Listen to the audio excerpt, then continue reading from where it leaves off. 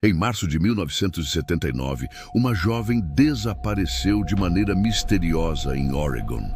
Seu nome era Janie Landers, uma garota de apenas 18 anos, com deficiência mental, internada no centro de treinamento Fairview, em Salem. Naquele dia, Janie teve um surto de raiva durante uma atividade em sala de aula. Testemunhas dizem que ela saiu furiosa, caminhando sozinha pelos corredores da instituição. A última pessoa que a viu com vida dentro do centro foi um assistente chamado Bill Graff. Depois disso, Janie simplesmente desapareceu. Janie cresceu em Coos Bay, uma cidade cercada por florestas e paisagens naturais. Era uma menina doce, carinhosa, mas desde cedo apresentava dificuldades cognitivas e comportamentais. Mesmo com os desafios, Janie tinha uma alegria contagiante. Sua família a descrevia como alguém inocente, com uma risada fácil e um enorme coração. Mas sua condição exigia cuidados constantes, o que levou seus pais a colocá-la sob os cuidados da Fairview. Uma decisão que, anos depois, se tornaria uma ferida eterna. Quando Janie não apareceu para as atividades seguintes, a polícia foi chamada. Professores, condutores de ônibus e assistentes foram interrogados. Uma testemunha afirmou ter visto Janie do lado de fora da instituição, próxima a um carro laranja enferrujado, acompanhada por um homem. A polícia, então, focou suas atenções em Bill Graff, o assistente que havia tido contato com Janie minutos antes de ela desaparecer. Mas ele foi submetido a um teste de polígrafo que indicou veracidade em suas respostas e acabou sendo descartado como suspeito. A investigação parecia estagnada, até que dias depois o pior aconteceu. 5 dias após o desaparecimento, o corpo de Janie foi encontrado em uma floresta próxima a Silver Falls, a quilômetros de onde ela foi vista pela última vez. A cena era brutal. Janie havia sido esfaqueada múltiplas vezes e seu corpo apresentava sinais de luta.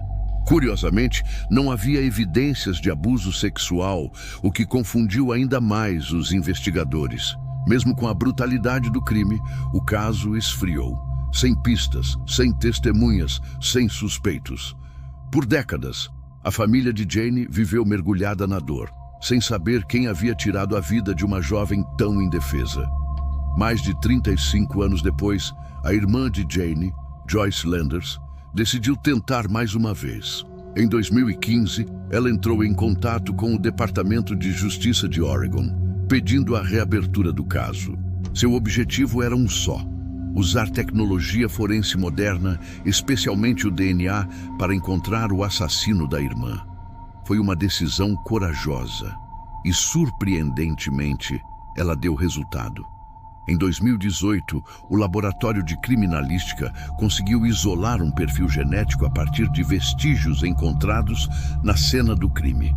O DNA revelava um nome até então desconhecido pela investigação: Gerald Dunlap. Ele era um homem com histórico criminal violento, condenado por estupro na década de 1960.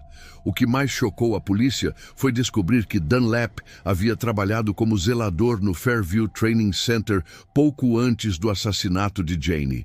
Na época do crime, seu nome nunca foi mencionado nos relatórios. Ele simplesmente desapareceu dos registros, escapando de qualquer suspeita. Mas havia um problema. Gerald Dunlap morreu em 2002, enquanto cumpria pena por outro crime. O DNA era claro. A probabilidade de outra pessoa ser o autor era praticamente inexistente. O caso, após quase 40 anos, foi finalmente encerrado. Para a polícia, não havia dúvidas. Gerald Dunlap foi o assassino de Janie Landers. Embora nunca tenha sido julgado, a verdade, enfim, veio à tona. Joyce, o pai de Janie, e os poucos familiares ainda vivos puderam respirar aliviados, não porque a dor tivesse passado, mas porque o silêncio finalmente havia sido quebrado. O caso de Janie Landers é mais do que um mistério resolvido.